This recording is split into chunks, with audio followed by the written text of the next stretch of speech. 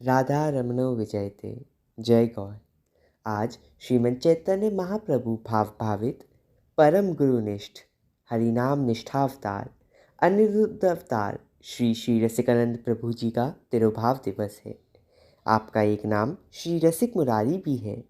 श्री रसिक मुरारी जी का जन्म स्वर्णरेखा नदी के तीर पर बसे रोहिणी ग्राम में संवत 1647 कार्तिक शुक्ल प्रतिपदा को प्रातःकाल की मंगला बेला में हुआ। इनके पिता अच्युतानंद बड़े ही जमींदार होते हुए भी बड़े भागवत वक्ता थे तथा माता भवानी देवी पतिव्रता गृहिणी थी। इनके जन्म के समय विद्वान पंडितों ने बताते हुए कहा कि यह बालक महान संत होगा। एवं जब आपने खेल खिलौने तलवार फल मिठाइयों को छोड़ ग्रंथराज श्रीमद् भागवत का चयन किया तो सभी को यह दृढ़ निश्चय हो गया कि यह बालक परम भागवत और महान भागवत वक्ता होगा। बाल्यकाल से ही आपकी जितनी निष्ठा प्रीति श्रीहरि में थी उससे कहीं अधिक निष्ठा हरिभक्तों एवं संतों में थी। एक बार आपके यहाँ श्रीमद् भागवत का साप्ताहिक पाठ चल रहा था। जब उसमें गोपी गीत का प्रसंग आया तो श्री रसिक मुरारी जी मूर्छित हो गए। श्रीमद् भागवत ग्रंथ में आपका विशेष अनुराग है। श्री रसिक मुरारी जी सद्गुरुदेव की प्राप्ति के लिए व्याकुल रहा करते थे जो उन्हें आध्यात्मिक मार्ग में निर्देश दे सके। एक दिन वे घंटाशिला में एक निर्जन स्थान में बैठकर ध्यान में मग्न थे। उसी समय उन्हें आकाशवाणी सुनाई दी।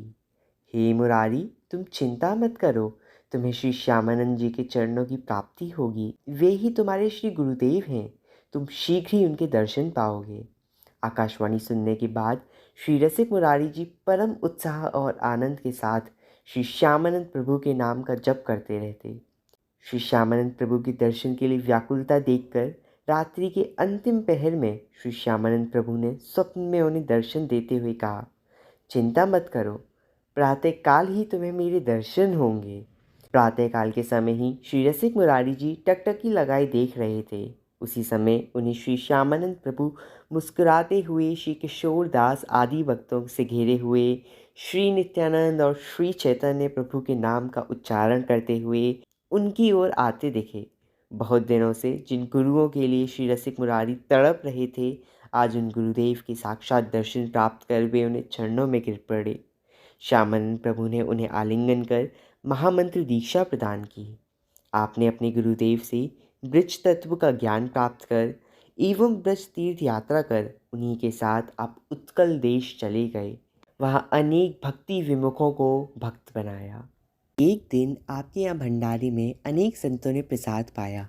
एक शिष्य आपकी आज्ञा पाकर सब संतों का चरणामृत एक पात्र में भरकर ले आया। आपने उसे मुंह में डाला और बोले कि आज संत चरणामृत में पहले जैसा स्वाद नहीं है। लगता है किसी संत का चरण जल रह गया है। जब जोर देकर शिष्य से पूछा तो उसने डर कर कहा, प्रभु, एक कौड़ी संत का मैंने चरणामृत नहीं लिया है। आपने उस कौड़ी संत का भी चरणामृत मंगाया और सब परिवार पान किया। परम आनंदित हो उठे। वास्तव में श्री भगवान ही इनकी संत चरणामृत की निष्ठा परीक्षा के लिए कोड़ी संत का वेश बनाकर आए थे। इस प्रकार आपने अनेक रोगियों के रोग संत चरणामृत से दूर किए। एक सांप से डसे बालक के मुख में उसे देकर उसे जीवन दान दिया। श्री श्यामानंद प्रभु घारिंग नामक गांव में रहते थे। साथ में एक जमीन वानपुर की लगी हुई थी जिसमें खेती होती थी। उसके उपलब्ध अन्न से साधु सेवा एवं मंदिर का भोग राग चलता था। वानपुर में एक नया मुसलमान नवाब आया जो हिंदू धर्म का कट्टर विरोधी था, विशेषतः वैष्णवों का। उसने वह जमीन जब्त कर ली। श्री श्यामानंद प्रभु ने श्री रसिकानंद जी को पत्र भेजा जिसमें लिखा था, जाही भांति होऊ ताई, भांति उठी आवो यहाँ। जिस समय पत्र मिला आप प्रसाद पा रहे थे। पत्र देखते ही आप उसी अवस्था में चल दिए श्री गुरुदेव के पास। हाथ तक नहीं धोए, ना आचमन ही किया। श्री गुरुदेव के पास पहुंचकर हाथ धोने एवं आचमन की आज्ञा मांगी। वह इनकी गुरु भक्ति देखकर अति प्रसन्न हुए। इन्होंने आचमन आदि किया और कुछ सेवकों के साथ वानपुर पहुँचे। वानपुर में नवाब के जो कर्मचारी थे वे आपके ही शिष्य थे। श्री गुरुदेव को आया देखकर उनकी सेवा में व्यस्त हो गए। आने का प्रयोजन सुनकर उन लोगों ने बताया, गुरुदेव, वह नवाब बड़ा दुष्ट है, आप स्वयं उसके पास मत जाओ, हम ही उसे समझा बुझाकर काम निकाल लेंगे। 3 दिन निरंतर कारिंदों को दरबार में न देखकर नवाब ने उन्हें बुलावा भेजा और ना आने का जवाब तलब किया। जब उनके मुख से सुना कि उनके श्री गुरुदेव आए हुए हैं, वे उनकी सेवा में व्यस्त थे, तो नवाब और भी बिगड़ा। नवाब ने कहा, बुलवाता हूँ आपके गुरुदेव को यहाँ, मैं उनकी करामात देखना चाहता हूँ। जाओ उन्हें यहाँ ले आओ।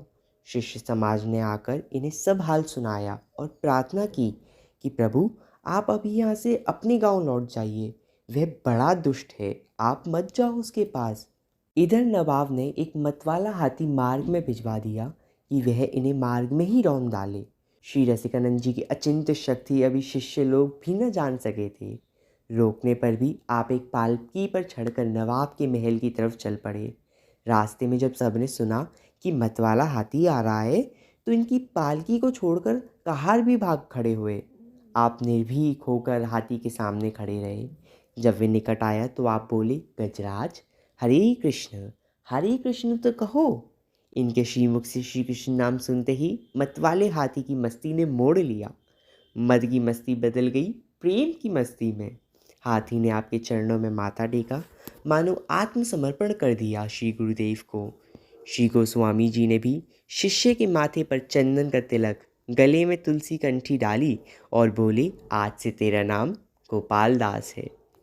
नवाब से ये करामात छिपी नहीं रही, तुरंत उठकर आपके चरणों में आकर गिरा। अनेक क्षमा याचना पूर्वक स्तुति की। जब्त की गई जमीन का क्या कहना, और भी कितने गांव श्यामानंद प्रभु की सेवा के लिए भेंट स्वरूप में अर्पण किए। दुष्ट श्रोमणी का जीवन बदला तो बदला ही, गजराज भी भक्तराज गोपाल दास के रूप में बदल गया। श्री रसिकानंद प्रभु एक बार नीलाचल में श्री जगन्नाथ जी की रथ यात्रा दर्शन करने गए।